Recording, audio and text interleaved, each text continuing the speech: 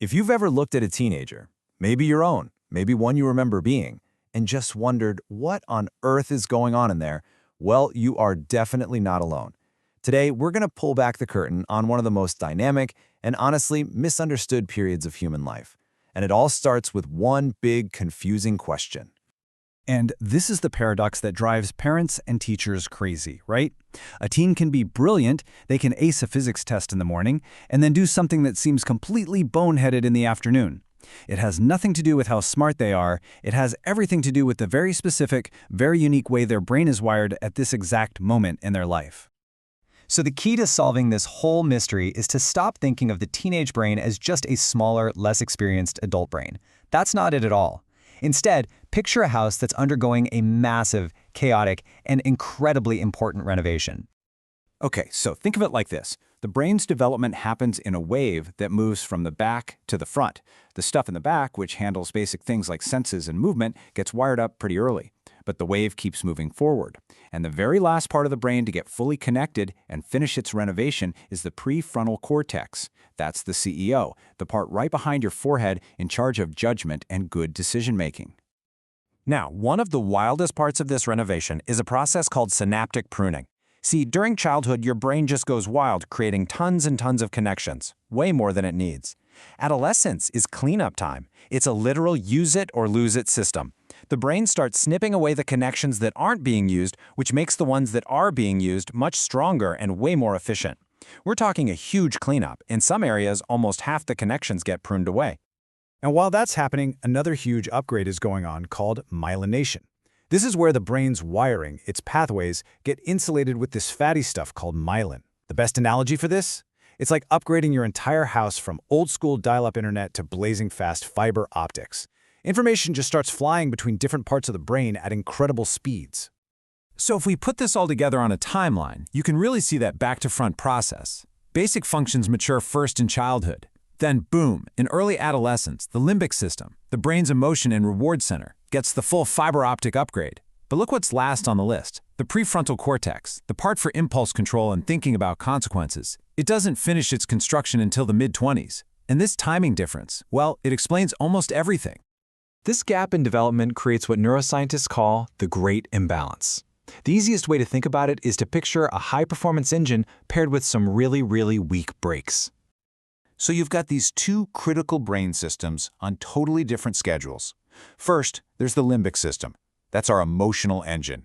In teens, it's supercharged and ready to go, highly sensitive to rewards, social feedback, and just pure excitement. Then you have the prefrontal cortex. That's our braking system. It's still being built, still getting its parts installed. It's like having the engine of a Ferrari with the brakes of a bicycle. You can see how that might lead to some problems. And just how revved up is that engine? Well, dopamine, that's the chemical that makes us feel pleasure and seek out rewards, can be anywhere from 2 to 7 times more active in certain parts of a teen's brain compared to an adult's. This is why new experiences, thrills, and social rewards feel so incredibly intense and amazing during these years. Neuroscientist Dr. Linda Petias-Spear just nails it with this quote. She talks about immature cognitive control capacities, that's the weak brakes, being totally overwhelmed by enhanced reactivity to social and emotional stuff. That's the powerful engine. Basically, she's saying the part of the brain that says, hold on, is this a good idea? Can get easily steamrolled by the part that says, this will feel amazing and my friends are watching. And this exact imbalance is why we see so many of those classic teen behaviors. The constant search for new sensations, the really intense emotional highs and lows, the massive influence of friends. It even explains why they sometimes seem less sensitive to negative consequences and why they experience hot cognitions. That's the scientific term for moments when pure emotion just completely hijacks logical thinking. But here's where it gets really amazing. This brain that's under construction, it isn't just following a pre-written genetic blueprint. No, it's actively being shaped and sculpted by the world around it, by every single experience. You see, this whole phase is a period of incredible brain plasticity. That's just a fancy way of saying the brain is super malleable, like clay. It's exceptionally responsive to the environment. So the activities a teen does, whether it's learning guitar, playing soccer, cramming for exams, or even the food they eat, are all physically shaping the final architecture of their adult brain. This is a huge window of opportunity. Now, it's important to know there are two kinds of these windows. A critical period is just like a hard deadline. For some things, like developing basic vision, if an experience doesn't happen in that window, the door closes. But adolescence is mostly a sensitive period. Think of it as a soft deadline. It's the absolute best, most optimal time for the brain to learn and grow in certain ways. It's not the only chance, but it is, by far, the best one. So if experience is the sculptor, what are the tools? Well, one of the most fundamental tools we have is nutrition. I mean, think about it. All of that construction, the pruning, the myelination, it needs raw materials. The brain has to build itself out of something.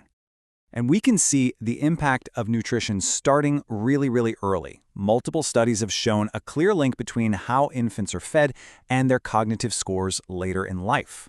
On average, kids who were exclusively breastfed tend to score higher even when you control for other factors. A big reason for that is that the specific building blocks really matter. Just look at this table. It shows how key brain-building nutrients can vary pretty significantly across different infant formulas. These might seem like small differences, but when you're building something as complex as a brain, the quality of the raw materials can have a major impact on the final product. But of course, it's not just about nutrition. A whole host of things help sculpt the developing brain. Things like stress levels, the quality and amount of sleep they get, which we all know can be a huge challenge for teens, who they're interacting with, learning a new complex skill, and even just getting enough physical activity. It all feeds back into which brain pathways get strengthened and which ones get pruned away. Okay, so after hearing all this about an imbalanced, risk-prone brain, it's pretty easy to think that it's all some kind of defect. But what if we've been looking at it all wrong? What if all these characteristics aren't a bug in the system at all? What if they're actually a feature? This is the big reframe that's happening in neuroscience. The unique design of the teen brain isn't a mistake. It's actually a brilliant, evolutionary adaptation specifically designed to accomplish the single most important task of this stage of life, to prepare to leave the nest and become a capable, independent adult. Seriously, think about it. That revved-up reward system that makes them seek out novelty, that's what pushes them to explore the world beyond their parents. That intense focus on social connections, that's what helps them build strong bonds with their peers who will become their new support system. Even the risk-taking is adaptive. It helps them learn from their own experiences, test boundaries, and build the real-world skills they'll need to survive on their own. And ultimately, when you understand the science, it can completely transform how you see this time of life. It helps you move from a place of frustration or even judgment to a place of understanding and empathy.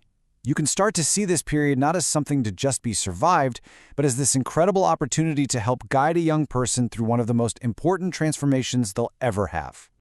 Which leaves us with a really powerful final question.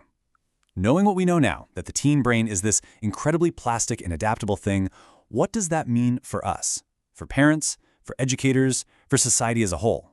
How can we create environments and design experiences that don't just protect teens, but that actively help them build up that prefrontal cortex and strengthen their brakes for the long road ahead?